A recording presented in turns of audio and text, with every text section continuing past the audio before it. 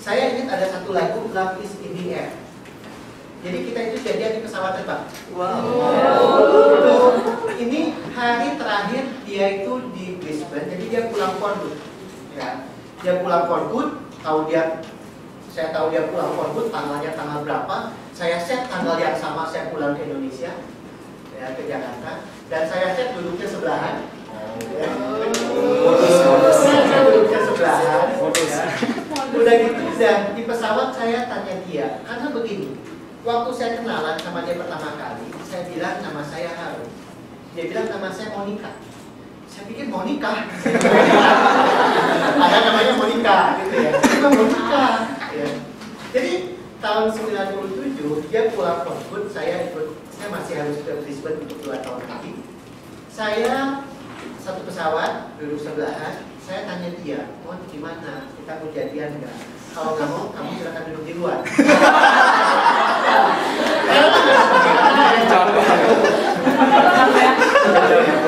Karena nggak ada pilihan lain. Ya, nggak ada pilihan lain. Nah, akhirnya begitu jadian, kita langsung long distance relationship selama 2 tahun. Ya, dia ke Singapura. Akhirnya saya tahun 99 saya Singapura bekerja sambil lagi di sana. Sampai sekarang kita sudah punya 2 anak. Yang pertama itu namanya Rachel, 14 tahun. Yang kedua namanya Michelle.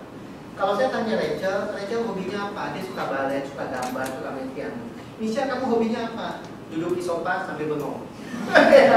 Dia bilang, what do you like in life? Sitting in the sofa and staring at nothing. Wow, that's very exciting. Nah, puji nama Tuhan, kita bisa bersama-sama juga tempat ini. Itu mengenai keluarga saya, saudara. Ya. Nah, kita buka firman Tuhan di kitab Filemon. Kita buka di kitab Filemon. Filemon ini, kitab ini unik, saudara, karena cuma 1 pasal. Ya. Nah, cuma 1 pasal, 25 ayat. Nah, di kitab Filemon ini, ya, itu berbicara ada 3 pribadi di kitab Filemon. Sebelum saya ke kitab Filemon, saya kasih tahu backgroundnya dulu. Nah, orang yang pertama itu namanya Filemon. Filemon itu dari katanya itu, nama itu artinya dari kata phileo, artinya seorang sahabat, seorang yang friendly. Anak saya pertama itu namanya Rachel Ariela Sel. Rachel itu anak domba, Ariel itu mesbahnya Tuhan. Karena waktu kita menikah, kita doa sama-sama, Tuhan anak pertama kita yang persembahkan untuk Tuhan. Jadi kita kasih nama Rachel Ariela Sali, Rachel anak domba, Ariel itu mesbahnya Tuhan, seperti anak domba kita persembahkan untuk mesbahnya Tuhan.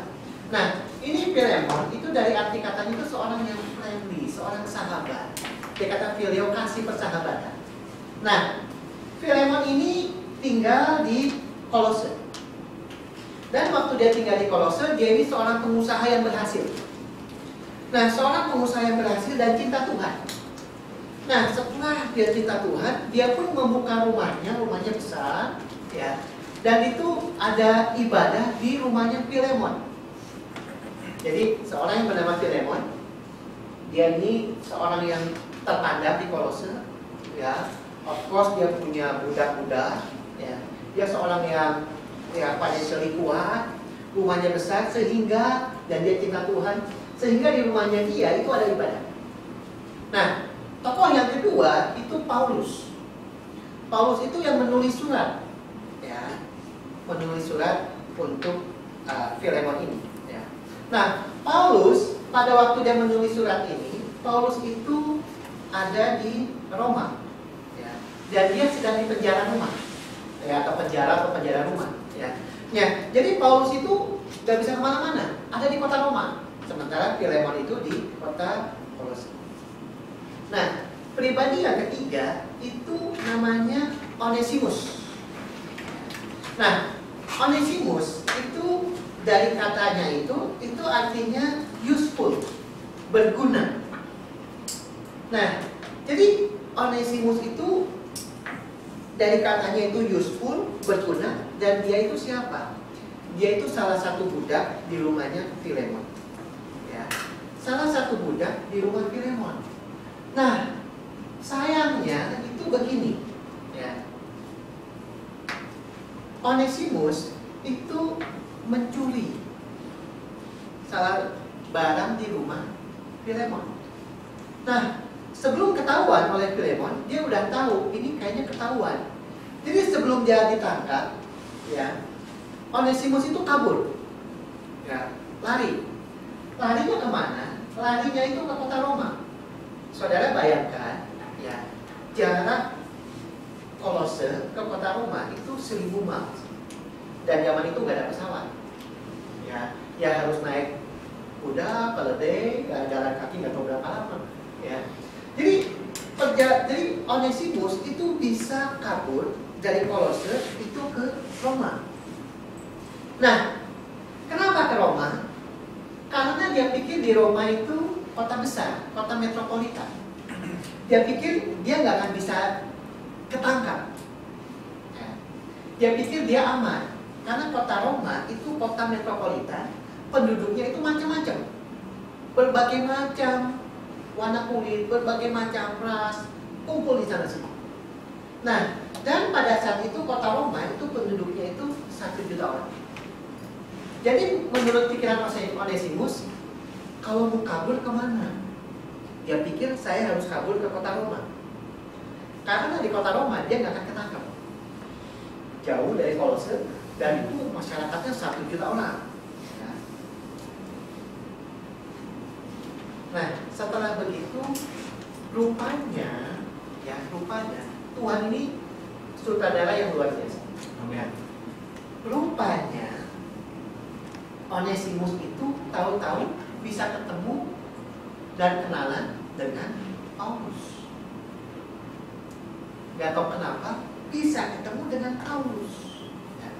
Saya kalau ketemu pasangan yang mau menikah, saya suka tanya, gitu ya. Kamu kenalannya di mana? Oh ya, teman kantor, teman gereja, satu pelayanan, apa segala. Saya tanya, kamu kenalannya ketemunya di mana? Malu kok, loh kok malu? Ya, habis kita ketemunya di bus stop. Di bus stop. Oh iya, kok bisa ketemu di bus stop?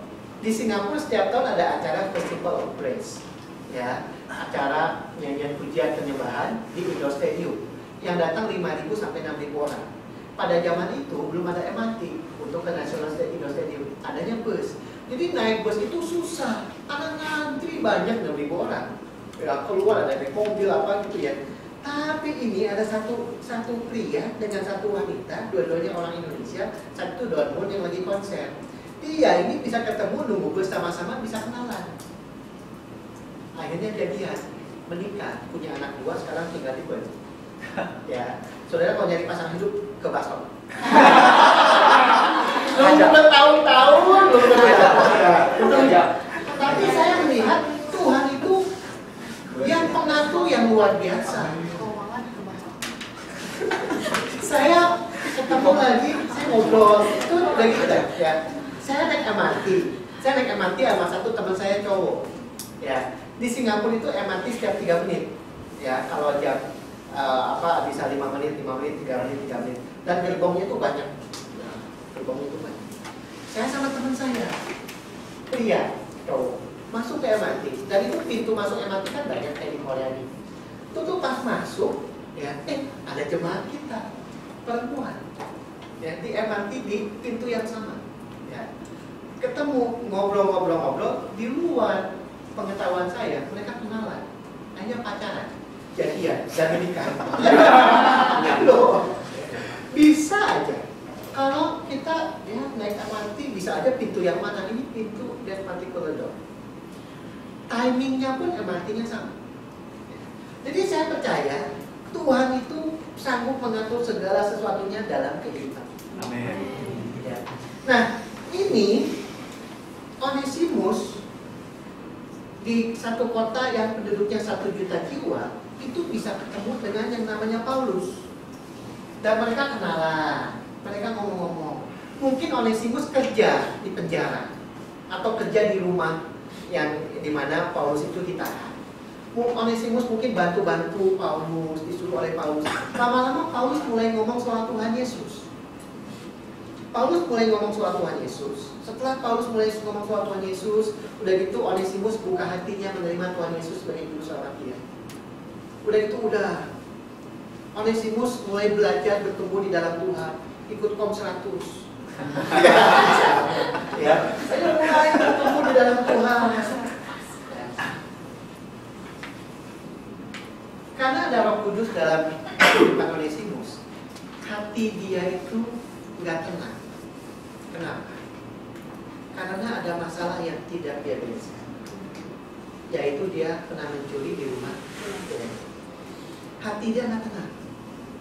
Nah, hati dia nggak tenang, dia itu mulai ngomong sama Paulus. Paulus, saya ini hati saya nggak tenang. Kenapa? Masa lalu saya. Paulus bilang, loh, ada apa dengan masa lalu kamu? Kenapa saudara Paulus tanya begitu? Karena Paulus dulu masa lalunya luar biasa parah. Bukan hanya menganiaya, membunuh orang Kristen. Ya, lah ini hanya mencuri. Paulus membunuh orang Kristen dan menganiaya, gitu loh. Paulus mulai menjelaskan soal masa lalunya. Onesimus tahu, saya tahu.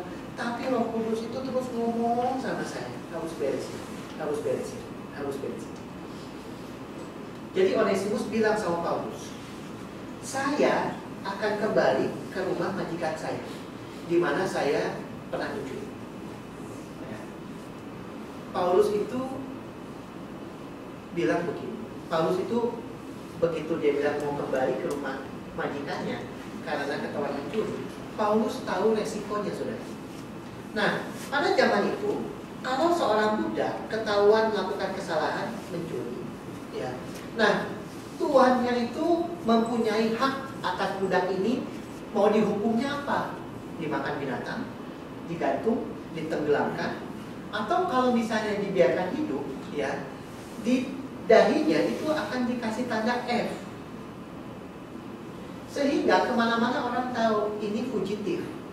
Ya, bukan famous, ya, fine gitu kan, enggak, fugitif, kemana-mana akan dipermalukan. Paulus tahu kalau Onesimus kembali ke rumah majikannya, berarti dia ini bisa mati, dihukum.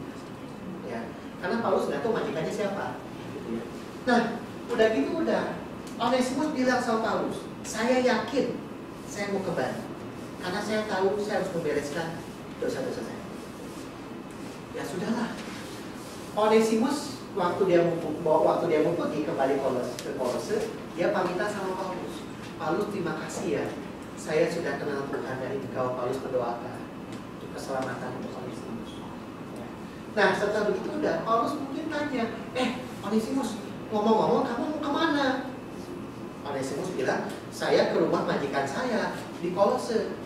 Paulus bilang begini, oh ke Kolose, saya ada satu teman tuh di Kolose. Dulu saya bawa dia terima Tuhan Yesus. Sekarang di rumahnya itu dijadikan gereja, namanya Filemon. Onesimus kaget, hah? Kok bisa ya? Loh, saya ini kerja dan mencuri di rumah Filemon. Paulus kaget. Jadi kamu pulang ke rumah Filemon. Filemon kan saya yang didik. Dia terima Tuhan Yesus. Dulu saya bawa dia terima Tuhan Yesus. Sampai sekarang mau ke gereja. Kasih laptop, saya mau kirim email. Laptop yang kirim email. Oh, saya laptop nggak ada.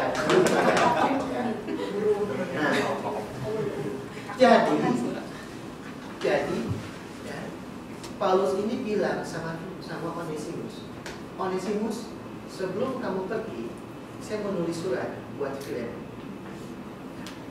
Paulus menulis surat buat Filemon. Paulus kasih suratnya itu kepada Onesimus.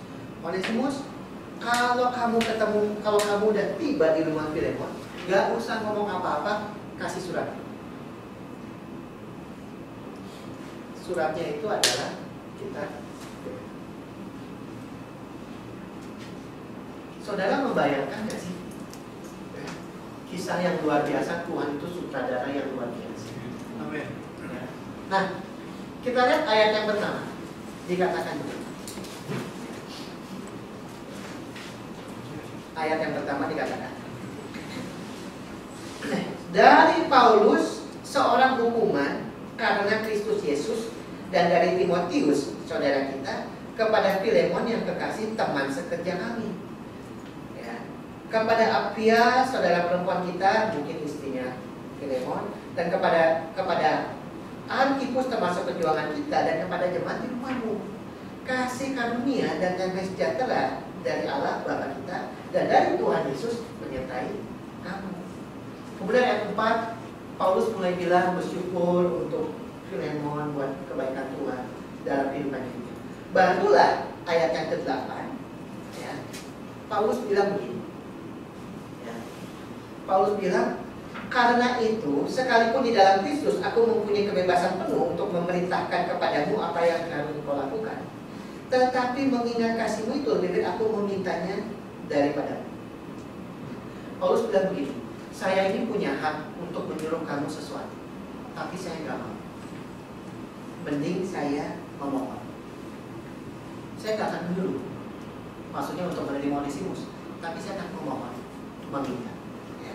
Nah, aku Paulus yang sekarang sudah menjadi tua, lagi pula sekarang dipenjarakan karena Kristus Yesus, mengajukan permintaan kepadamu mengenai anakku yang kudapat selagi aku dalam penjara. Udah bilang udah, Paulus menganggap Onesimus sebagai anak rohani. Kemudian dikatakan, yakni Onesimus memang dahulu dia tidak berguna bagimu, tetapi sekarang sangat berguna baik bagimu maupun bagiku. Dari katanya Onesimus artinya berguna. Paulus sengaja pakai kata begitu. Ya. Nah, dia kusuruh kembali kepadamu dia, yaitu buah hatiku. Sebenarnya aku mau menahan dia di sini sebagai gantimu untuk melayani aku selama aku dipenjarakan karena Injil. Tapi tanpa persetujuanmu, aku tidak mau berbuat sesuatu. Supaya yang baik itu jangan kau lakukan seolah-olah dengan paksa, melainkan dengan sukarela. Paulus memohon supaya Filemon mau menerima kembali Onesimus dengan sukarela. Sebab mungkin karena itulah dia dipisahkan sejenak daripadamu, supaya kau dapat menerimanya untuk selama-lamanya.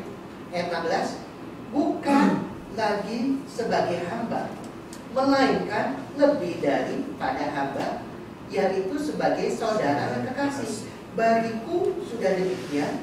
Paulus menganggap dia tidak sebagai hamba. Paulus anggap Onesimus sebagai saudara kekasih. Paulus bilang, saya pun anggap demikian, apalagi bagimu, baik secara manusia maupun di dalam Tuhan.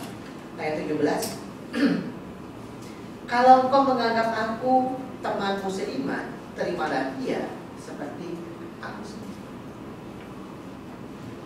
Dari seorang budak yang melakukan kesalahan, harusnya dihukum mati. Tapi Paulus bilang sama Filemon, Filemon, saya mohon kamu menerima dia, bukan sebagai budak, tapi sebagai saudara seiman. Kemudian terimalah dia seperti kamu itu menerima aku. Nah, pada zaman dulu itu ada tuan rumah itu punya kamar sendiri, dan tuan rumah pun punya ada kamar-kamar lain. Yang pertama kamar untuk tamu, yang kedua kamar untuk budak. Nah, jadi nanti ini kalau diterima oleh Filemon, Onesimus gak tidur di kamar budak, Onesimus tidur di kamar tamu. Berarti statusnya itu diangkat, tidak lagi sebagai budak, tapi sebagai saudara sendiri. Nah, saya waktu baca kisah ini, saudara, saya itu memikirkan beberapa hal. Yang pertama, Tuhan itu bisa melakukan segala macam cara supaya kita kembali kepada Tuhan. Amin. Segala macam cara supaya kita itu kembali kepada Tuhan. Saya ingat bagaimana seorang orang tua yang anaknya hilang. Orang tua ini dengan segala macam cara, saudara, bagaimana mencari anaknya yang hilang supaya kembali. Saya ingat ada satu kisah seorang hamba Tuhan namanya Tony Campolo. Tony Campolo ini dia harus bicara di satu seminari. Waktu dia mau bicara di satu seminari itu, dia datang ke situ. Beberapa pimpinan seminari, ada 6 orang itu bilang sama Tony Campolo, kamu kan mau bicara di mahasiswa kami, boleh nggak kita ini mendoain kamu dulu? Oh ya boleh dong, siapa yang mau didoain kan? Jadi didoain. Oh kamu sujud ya, kita akan mendoakan kamu. 6 orang itu mendoakan, pegang rambutnya sampai kusut. Ya. Satu orang itu doanya lama. Satu orang selesai. Orang kedua doain lagi lama. Ya. Sampai Tony Campolo bilang ini lututnya udah mulai pegel. Ya. Doa ketiga, orang ketiga selesai, udah. Doa yang keempat, doa yang kelima, doa yang anak yang elder yang keenam, doanya bukan buat Tony Campolo. Tuhan, tadi pagi saya ketemu dengan Charlie Scofield. Tony Campolo dalam sujud, siapa Charlie Scofield? Tuhan, kau tahu Charlie Scofield yang tinggalnya itu di jalan ini di ujung, yang tinggalnya di Karapan sebelah kanan, Karapan warna merah. Ya, Tony Campolo dalam hati itu kayak ngomong, Tuhan tahulah dia tinggal di mana. Gitu. Ya. Tuhan, tadi Charlie Scofield bilang kalau dia akan meninggalkan istri dan 2 anaknya. Ya. Kalau boleh Tuhan janganlah itu terjadi. Tony Campolo lagi sujud ngomong, ini mau doain saya atau doain orang lain gitu ya. Terus udah gitu udah orang terakhir udah selesai doain, bukan doain dia, doain Charlie Scofield. Udah itu udah. Tony Campolo itu ini true story. Tony Campolo akhirnya dia selesai ngajar, dia pergi, ya, dia waktu mau pulang. Nah, waktu dia mau pulang itu di tengah jalan itu ada seorang pria lagi hitchhiking. Ya, lagi hitchhiking, terus udah gitu udah tanya, kamu mau kemana? Ya Tony Campolo berhenti, kamu mau kemana? Oh saya mau ke daerah situ. Oh saya juga mau ke daerah situ, kamu ikut aja, ikut kok. Ikut, ya, diam-diaman dulu berapa saat, terus udah gitu Tony Campolo ngomong, nama saya Tony, nama kamu siapa? Nama saya Charlie Scofield. Ya. Begitu dengan Charlie Scofield, langsung mobilnya berhenti pinggir, langsung muter gitu. Ya. Terus udah gitu udah Charlie-nya kaget, loh, ini mau kemana? Ini mau kemana? Tony Campolo bilang, saya akan mengembalikan kamu kepada 1 istri dan 2 anak kamu. Taunya dari mana? Dari keluar tadi pagi. Terus udah gitu udah Charlie Scofield kaget, loh bagaimana kamu tahu? Tuhan yang kasih tahu kepada saya. Tadi Tuhan kasih tahu kepada saya. Udah gitu udah dibawa, alamatnya kan tahu tadi di dua tadi kan. Ujung jalan ini, paling ujung sebelah kanan halaman warna merah. Ya. Terus udah itu kaget dia, Charlie Scofield. How do you know my address? Tuhan kasih tahu kepada saya. Lagi, ya. Udah gitu udah. Akhirnya begitu si Charlie Scofield turun dari mobil, istrinya keluar dengan 2 anaknya nangis-nangis. Terus udah gitu Tony Campolo bilang, you and you sit down. Udah konseling, dan dua-duanya terima Tuhan Yesus. Ya. Nah, saudara, ya Tuhan itu dengan segala cara bisa ingin, karena Tuhan ingin kita kembali kepada-Nya. Amin. Saya ibadah kita itu di Hayat. Ya, ibadah kita di Hayat. Ada orang-orang yang belum kenal Tuhan lah yang bekerja di sana. Saya tuh suka memberkati mereka, doain mereka segala. Ada sepasang suami istri. Ya, sepasang suami istri mereka orang Belanda, Muslim. Ya. Tapi saya suka ngobrol. Kalau saya pulang ke Indonesia saya kasih sesuatu kepada mereka. Anaknya 2 kembar, perempuan saya suka kasih sesuatu buat anaknya segala. Karena saya punya beban buat mereka. Nah, terus udah gitu suaminya yang asalnya kerja di Hayat pindah kerja di tempat lain, udah itu udah. Ya. Nah kita ini jadi sama yang istrinya saya masih suka ketemu di Hayat. Gimana kabarnya? How is your husband? Oh ya oke, dia kerjanya dari River Valley. How is your husband apa segala gitu kan? Tapi ya sekarang saya udah agak lama udah nggak ketemu macam-macam segala gitu. Nah saya ini lagi ke Botanica Garden. Singapura ada Botanica Garden. Saya lagi ke Botanica Garden, saya ini mau pulang dari Botanica Garden, pulang ke rumah arahnya ke situ. Tapi somehow saya ini pengen belok dulu dikit, ya. Saya belok dulu dikit, habis belok dulu dikit, saya langsung ngebalik mau pulang. Nggak tahu kenapa. saya maunya lurus. Tapi saya belok dulu sedikit, saya pengen balik, terus langsung pulang gitu. Waktu saya balik badan, ada yang panggil saya, Pak Harun. Saya ngeliat, loh ternyata pria itu, suaminya itu. Ya. Terus udah itu ngobrol-ngobrol, saya bilang, itu kan hari Minggu sore. Saya baru ketemu istri kamu tadi pagi, nanya gimana kabarnya kamu? Gitu, gimana? Dia langsung nangis. Dia bilang, loh, istri saya itu udah minta saya untuk saya. Ini for that moment, kalau saya, dia baru pulang kerja lewat Kota Negara. Beda 30 detik aja nggak ketemu sudah. Beda 15 detik atau saya langsung jalan nggak ketemu. Saya doain dia, saya doain dia. Dia minta didoain, doain. Bos saya dulu waktu saya kerja itu bukan orang Kristen, tapi anti orang Kristen. Iya, bukan orang Kristen, anti orang Kristen. Jadi dia keluar, saya masih di perusahaan itu, dia keluar, bukannya saya doain supaya dia keluar, tapi saya punya beban buat dia, saya punya beban buat dia. Saya tuh udah lama nggak ketemu dia, tapi saya masih doain dia terus. Tapi saya tuh pengen ketemu dia, ya, saya pengen ketemu dia. Saya tanya sama dulu teman-teman saya di kantor, si Sam ini mana? Namanya Sam, ya, Sam. Si Sam ini di mana? Nggak tahu. Sam ini di mana? Nggak tahu. Sam ini di mana? Nggak tahu. Sam ini di mana? Nggak tahu. Saya ke Bangkok pelayanan. Habis pelayanan ke Bangkok, saya ke airport, Suvarnabhumi.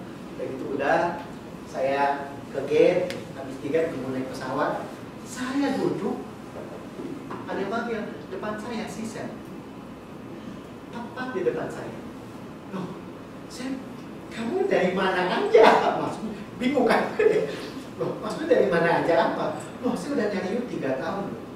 Saya bilang, kenapa? Karena saya konsen sama you. Loh, saya ke China, saya coba kerja di China. Saya baru mau balik ke. Saya doain dia terus sampai sekarang.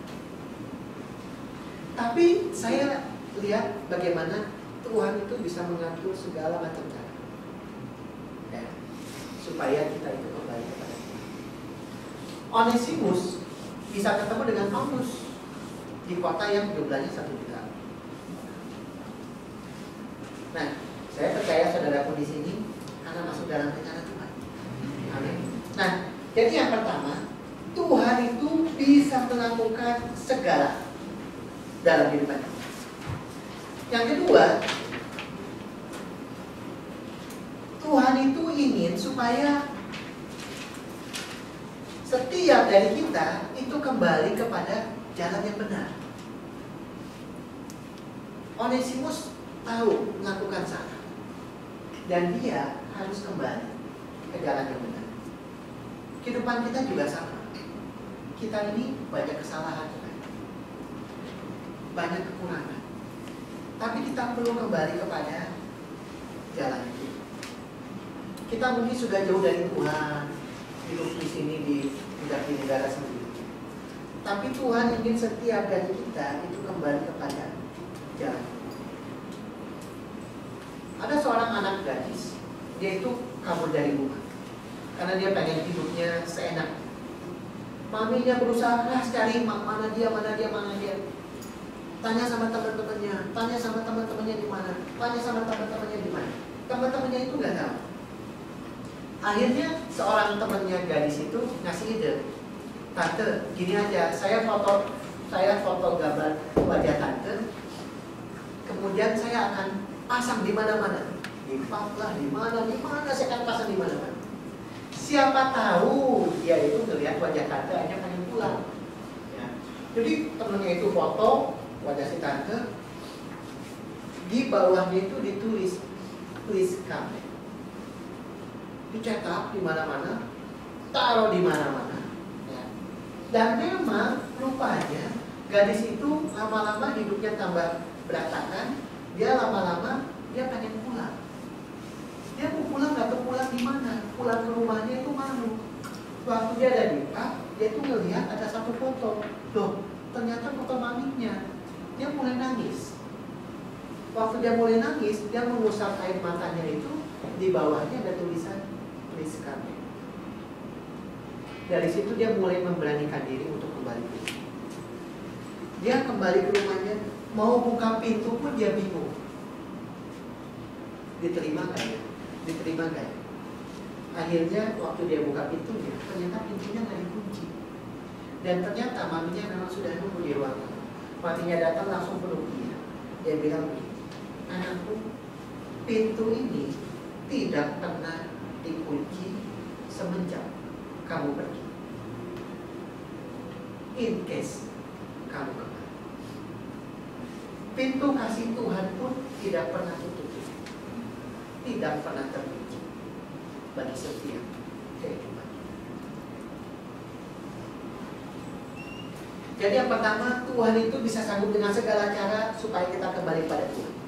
Yang kedua, Tuhan itu ingin kita kembali ke jalan yang benar. Yang ketiga, selalu ada kesempatan kedua bagi setiap kita.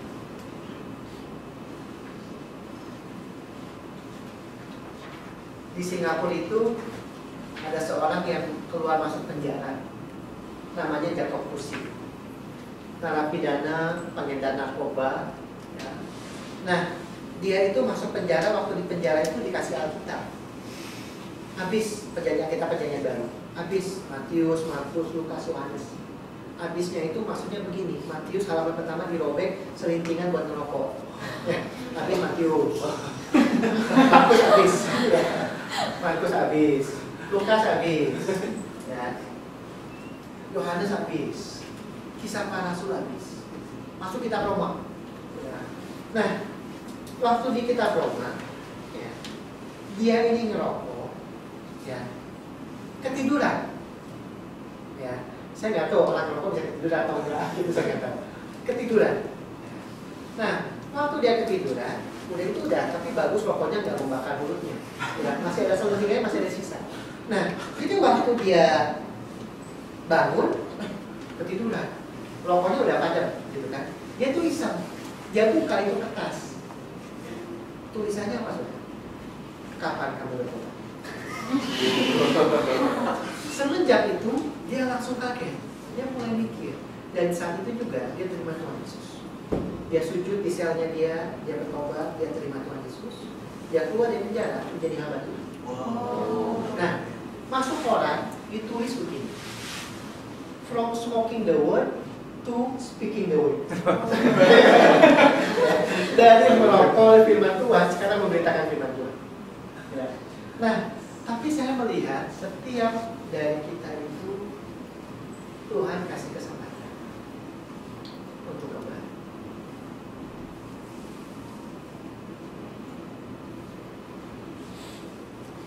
Yang terakhir, Tuhan itu ingin memulihkan kehidupan kita. Onesimus yang asalnya budak, Paulus minta supaya dia diterima seperti sahabat dalam Kristus. Zaman dulu itu di Scotland itu ada seorang hamba Tuhan namanya Gipsy Smith. Mungkin tahun 40-50 tahun. Gipsy Smith itu lagi jalan di jalan.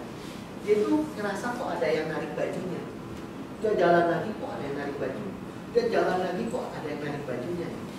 Waktu dia ngeliat, ternyata anak perempuan, paling umur 7-8 tahun. Bajunya itu kotor, gitu ya. Terus sudah gitu, loh, Yesus ini tanya sama anak perempuan ini, kamu siapa? Oh, saya ini pengen ngasih sesuatu buat kamu. Ya, dibungkus pakai kertas yang sudah kotor, dibungkus, waktu dibuka ternyata permen. Ya. Anak kecil ini ngasih ke pendeta ini permen. Terus sudah gitu, Yesus ini tanya, kenapa kamu mau ngasih permen ke saya? Oh, karena saya punya papi yang baru di rumah. Yesus ini tanya, maksudnya papi yang baru itu apa? Papi yang baru, karena biasanya papi saya itu pulang itu mabuk-mabukan dan suka menyiksa mami dan saya. Tapi Sabtu kemarin papi saya pulang itu dalam keadaan sadar, tidak mabuk-mabukan. Dan semenjak hari Sabtu itu papi itu berubah total. Dia bilang dia berubah karena mendengarkan khotbah Anda. Oleh karena itu saya pengen kasih permen ini untuk ucapan terima kasih. pada diri sendiri. Ya. Nah, saudara, kehidupan kita pun sama. Tuhan pun sebetulnya ya, ingin memulihkan setiap kehidupan kita. Amin. Sehingga kita itu mengalami yang namanya pembebasan. Bebas dari masa lalu, bebas dari kesalahan-kesalahan kita, bebas dari dosa-dosa kita, bebas dari hukuman, dan kita mempunyai masa depan yang baru di dalam Tuhan. Amin.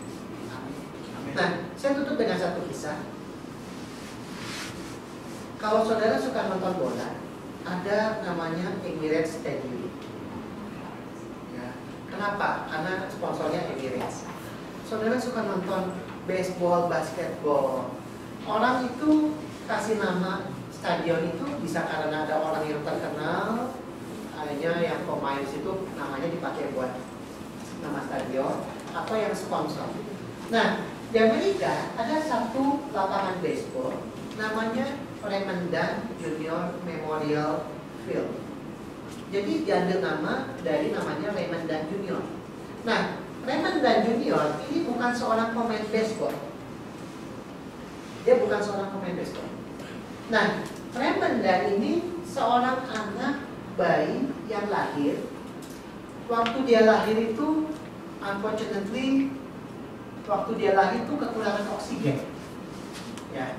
Jadi waktu dia lahir itu dalam keadaan cacat mental. Dan waktu lahir pun tidak hanya cacat mental, tapi dia juga buta. Ya.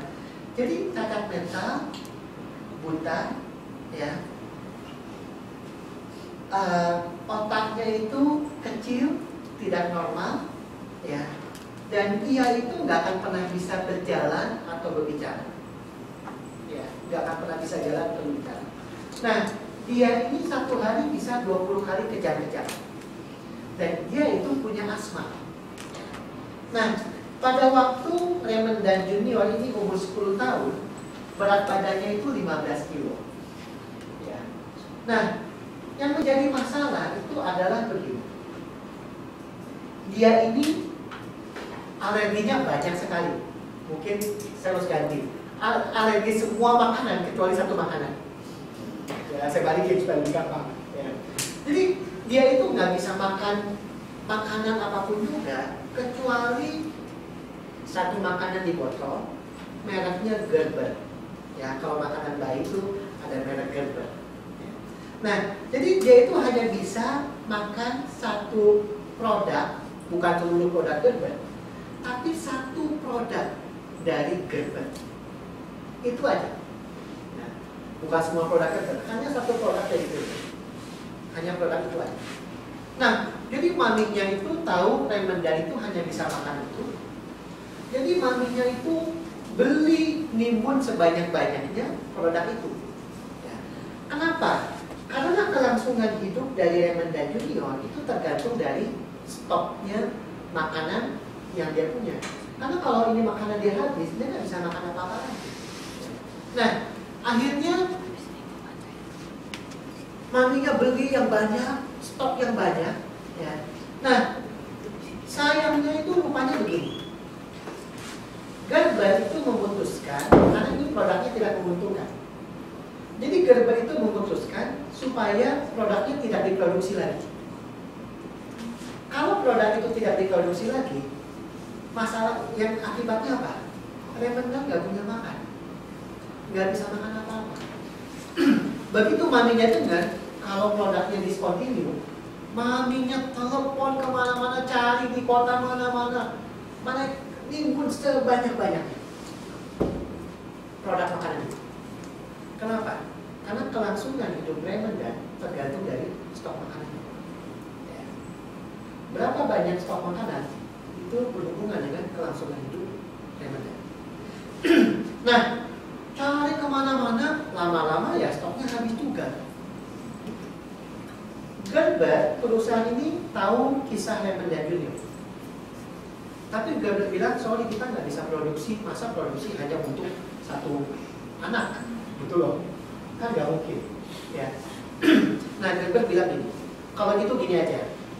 Resepnya yang memang rahasia kan, semua resep rahasia. Resepnya Gerber akan tawarin ke company lain, ya, merek-merek lain. Mereka mau bikin nggak? Unfortunately nggak ada yang mau bikin.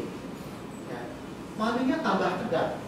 Maminya kirim surat sama FDA bagian food di Amerika, minta izin karena produknya ada beberapa, karena Gerber itu punya produk yang sudah kadaluarsa. Ya.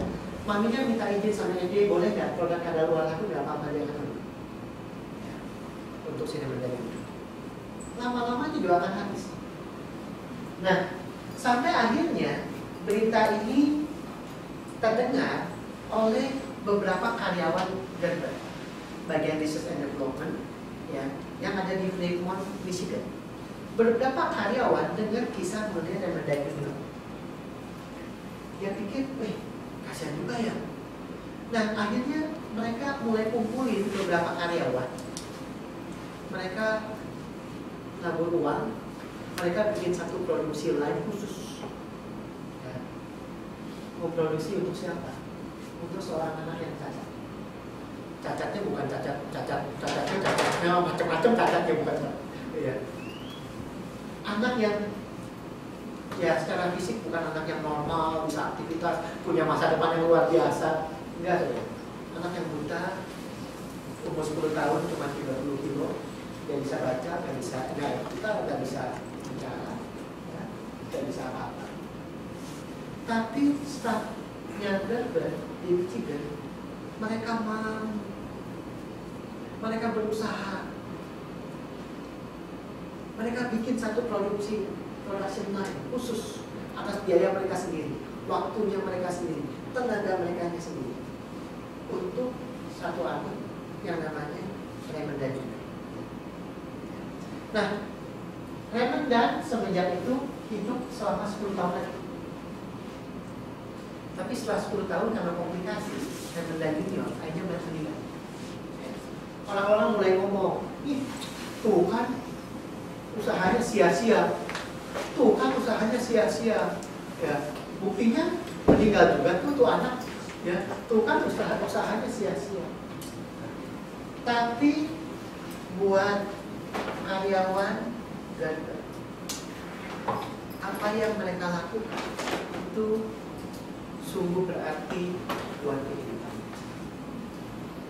Karena mereka sudah berusaha menolong seseorang. Mereka mengasihi seseorang yang sebetulnya tidak layak dikasih.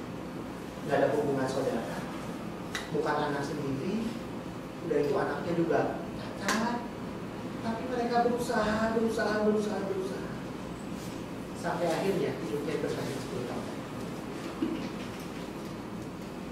Saya membaca kisah Onesimus. Waktu saya baca kisah Onesimus, saya mulai merasakan kasih Tuhan itu luar biasa. Tuhan bisa mengatur segala sesuatu. Waktu saya doa, saya bilang, Tuhan, Onesimus itu melambangkan kehidupan saya. Saya ingin jauh dari Tuhan. Saya lari dari Tuhan.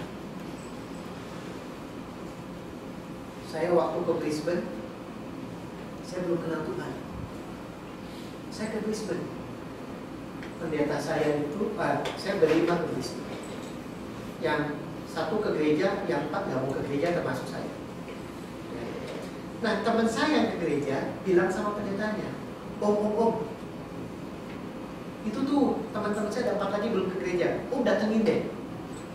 Pendetanya datengin ke tempat kita minum. Datengin ke tempat kita minum. Udah itu ke gereja dong. Udah, si omnya pulang, pendetanya pulang. Kita yang berempat yang gak ke gereja, janjian. Oke lah, kita orang Asia kan. Didatengin sekali, ya udah berbalas pantun kita datengin sekali. Udah gitu gak usah datang lagi. Jadi datang sekali, kita datang sekali. Udah gitu gak usah datang lagi. Kita berempat janjian. Udah itu gak usah datang lagi. Nah, tapi kita ngobrol. Cuman kalau datang sekali ketahuan banget. Jadi gimana solusinya? Datang 2 hari. Udah itu gak usah datang lagi. Datang 2 hari, udah itu gak usah datang lagi. Itu perjanjian kita berempat. Datang sekali hari Minggu, mulai kenal sama teman-teman. Saya pengen belajar main gitar, saya juga suka main basket, gitu. Jadi habis hari Minggu saya udah ke gereja, ya. Terus sudah gitu mereka yang di gereja tahu saya suka mau main basket, suka pengen belajar main gitar, diajakin, Sabtu ini kan Minggu nih, Sabtu depan kita main basket yuk. Ya oke lah, asal ada firman Tuhan ya boleh. Itu pikiran saya gitu loh. Ya udah, kita main basket hari Sabtu. Udah gitu kamu ikut latihan musik. Nanti kita ajarin main gitar. Ya, saya pikir selama free of charge boleh. Ya, kalau usah bayar gratis ya oke. Saya hari Sabtu ikutan main basket. Udah itu ikutan ke gereja, ya, liatin mereka main musik. Latihan musik, saya belajar main gitar. Setelah begitu, sebelum pulang ya mereka doa dulu, saya juga ikut doa, gitu kan. Kita keliling, pegangan tangan, nyanyi lagu Tuhan mau menyenangkan. Saya ini mencoba menjaga image saya. Ya. Saya nggak mau ketahuan kalau saya nggak tahu lagunya, karena emang saya nggak tahu lagunya. Ya. Tuhan mau menyenangkanmu, Tuhan mau menyenangkanmu, hanya itu kerinduanku. Nah, cuma saya tahu kalau di gereja itu suka nyanyi di atas ke bawah, kemudian diulang kembali. Dari atas lagi, baru refren lagi. Ya. Saya suka tahu kalau di gereja tuh nyanyi atas ke bawah, itu diulang lagi. Jadi saya udah siap-siap. Saya baik pertama apa? Kan saya nggak tahu lagunya ya. Saya dengerin sambil ingetin sebisa saya, supaya waktu diulang lagi saya bisa nyanyiin, nggak kelihatan saya nggak tahu lagunya. Jadi waktu dinyanyiin saya ingetin lagunya apa, liriknya apa. Begitu dinyanyiin lagi, ya, saya mulai ngikutin. Saya mulai mikir ya, karena liriknya ini menyenangkanmu hanya itu kerinduanmu. Ya. Dan saat itu saya mulai mikir, iya ya, kapan saya nyenengin Tuhan? Waktu mikir gitu, lama mikirnya, gak ketemu. Ya. Kapan saya nyenengin Tuhan? Gak kepikir-pikir. Tapi waktu saya mikir, kapan Tuhan nyenengin saya? Kayaknya banyak Tuhan. Saya coba pikir lagi, kapan saya nyenengin Tuhan? Gak ketemu juga. Mungkin pikir Tuhan yang bikin saya kapan, banyak gitu. Itu ada terus di hati saya, ya, sama di pikiran saya semalaman, ya sudah. Besoknya kan mau ke gereja yang kedua kali nih, janjian, udah itu gak akan ke gereja lagi kan. Besoknya ke gereja kedua kali, udah itu gak akan datang lagi. Toto pendetanya ngomong, saya mau terima Yesus, maju ke depan. Toto gak tahu kenapa saya maju ke depan. Maju ke depan. Semenjak itu saya gak pernah bolos gereja. Ya. Padahal kita sudah janji di depan itu ya. 2 kali aja ya. Tapi saya bersyukur karena Tuhan sudah menangkap hidup saya. Seperti Onesimus.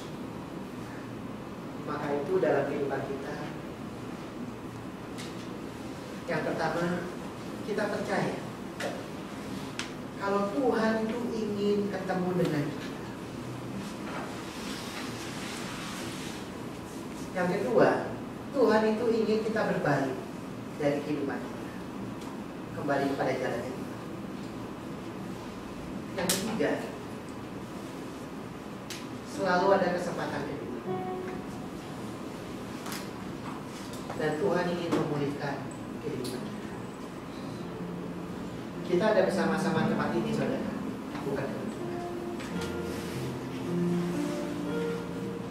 Tapi saya percaya ada sesuatu yang Tuhan ingin kerjakan dalam kehidupan kita. Kehidupan saya, kehidupan saudara, kehidupan kita sendiri. Mari kita tundukkan kepala saudara, kita renungkan firman Tuhan.